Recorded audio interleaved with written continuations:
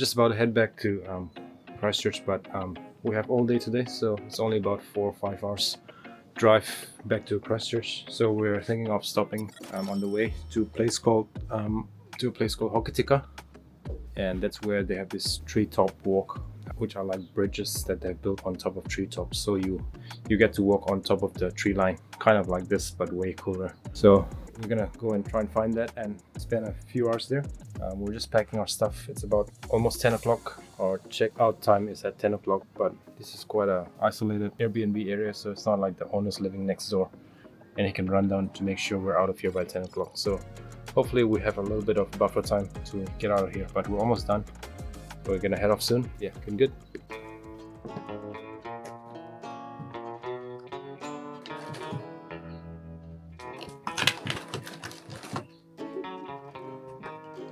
Do you know that I killed one of your cousins 2 days ago?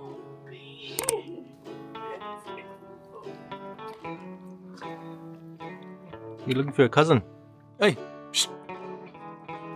Silly Weka. Just packed up the house and we are heading off. All the dishes are done, cleaned up. Hopefully we haven't left anything behind.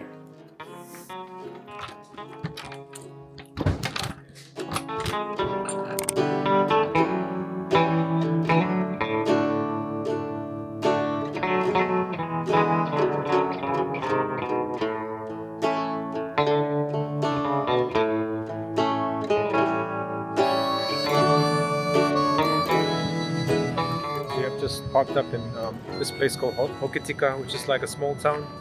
We just booked 2 spots at the treetop zip line, and we're excited to go check it out. But this is Hokitika. Look at that famous sign on the beach.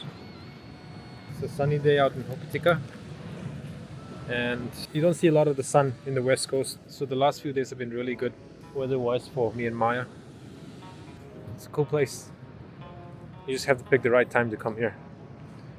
But we just went to a shop just before we came to the beach, and the shop owner was telling us that we need to go to the Pancake Rocks when there's a crazy storm going, because then the waves get even more dramatic and crazy. And the sound that the waves make as it crashes into the rocks, they literally sound like bombs going off. So he says that you definitely have to come back when there's a storm on. We just got to make sure that we have really good raincoats on, because it is no joke. So maybe the appeal of West Coast is that it rains a lot and it's miserable and grey and rough and rugged, and maybe that's the appeal and that's the point of West Coast being interesting. Welcome to Hokitika. It's not as pretty as Punakaiki.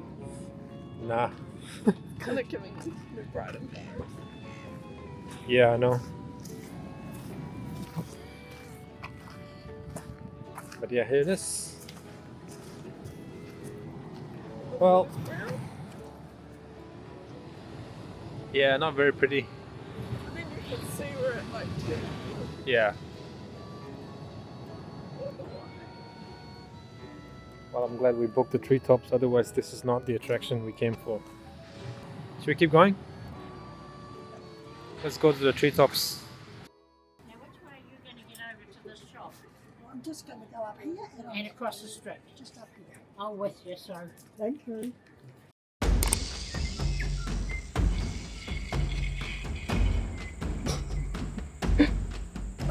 Yeah, nice. It's actually so hard. Try me.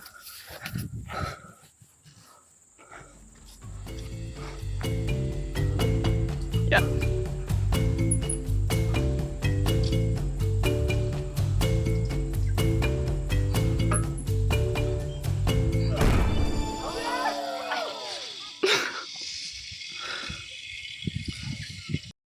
Now we're off to the treetop walk. It's a self-guided walk on top of the trees with a view of the lakes and the neighboring landscape. Here it is. It goes up into the trees.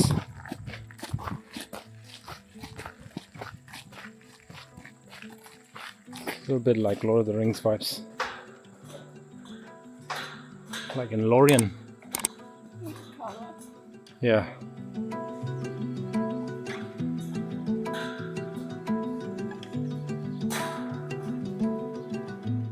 It's very cool. They say that at some point this entire structure is like shakes a little bit, but it's designed to do that. So the guy at the start was like, don't worry if it shakes a little bit. Look at that.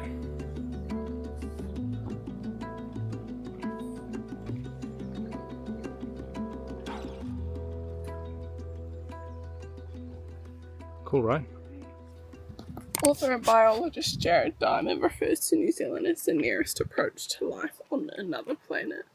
More modern flowering plant species have made their way to these isolated islands, mainly on the wind blowing across from giant landmass of Australia. Crazy. I know Jared Diamond. I've read some of his books. It's crazy.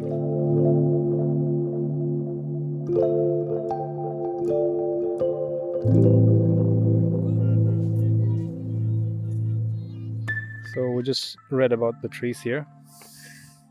So these trees, when they're young, they kind of look like Christmas trees, like those down there. They're conical, but as they grow older and mature, they shed their lower parts, and then just the top part is left behind. So all of these trees started out looking like Christmas trees, and they end up looking like this. And because they have very straight trunks, a lot of people would cut them up for, like, you know, building things and ships masts and all that stuff. But then it's illegal now, but they are very good quality wood, and houses before the 70s were built from this wood. Crazy. And then what about the birds?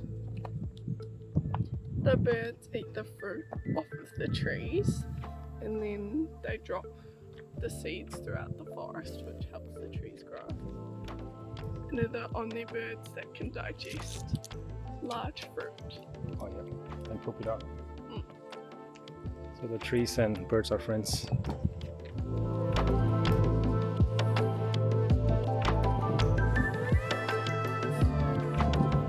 So this could be what forests look like in another planet, according to Jared Diamond.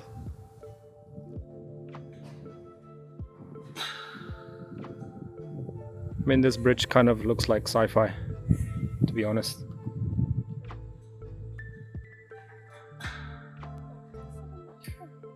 Sorry? There's mushrooms growing on the tree. Crazy. Funny how, after watching Jurassic Park last night, remember how they were feeding those dinosaurs from bridges like this?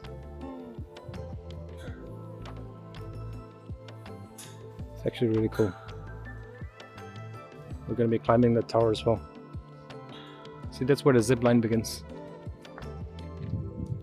So there's a zip line up there. It goes all the way down, back down to the car park.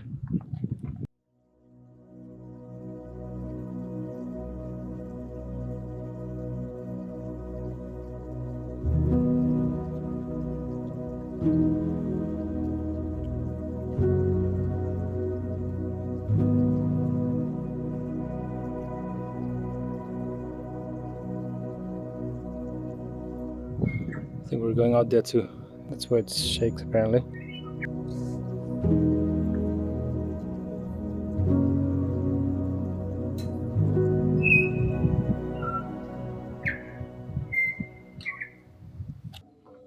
Just imagine that there's no railing. Like just tell yourself that there's no railing on the left. It makes you like giddy. But you know what's crazy? It's all our mind, because if somehow the railings disappeared on the left, we would be peeing our pants. But like right now, I'm walking down without holding on to it, so we're actually fine. It's just our brains. It's just our brains being dramatic. That tower is where we just came from. But now to the lookout.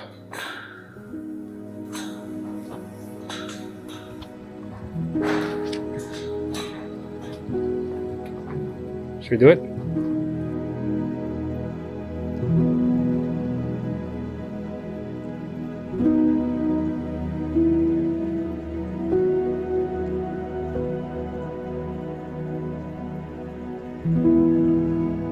Lake Mahinapua. This is the part that extends out the furthest.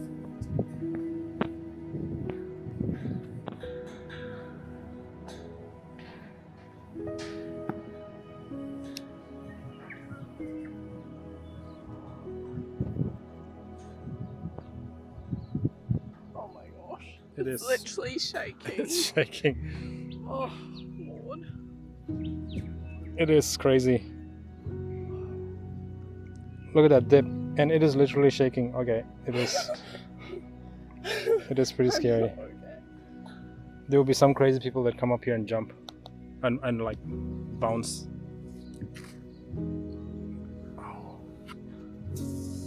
It must shake to like kind of emulate the trees swaying. I think the shaking would be part of the engineering. Oh wow, it is quite scary. Like, it's a big drop. And there's nothing around us right now. Like, this thing is just popping out from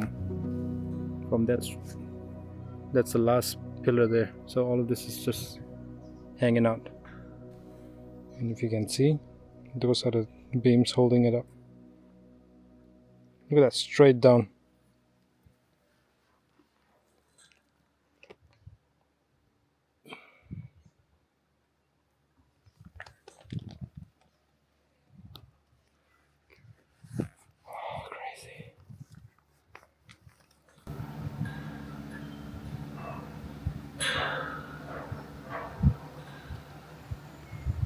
I'm jumping at the moment, slightly, and the whole thing is just like, the whole thing is just wobbling. It has a very strange vibe to it, this place. It kind of has a weird alien vibe to this place, right? Do you feel that way? I mean, I feel like because I grew up in New Zealand, it's like, I don't know, I feel like this is all I know. True. It's landscapes like this. Well, maybe you're an alien. You're the alienation station. Not sure if you can see, but it's quite cool to see that things like, you know, like little reflections of water under the tree, under the cover of the tree. You can just tell that there's a thriving, you know, ecosystem happening down there under the cover of the trees. And you got the Potokawa, remains of Potokawa. They would have been flowering in summer.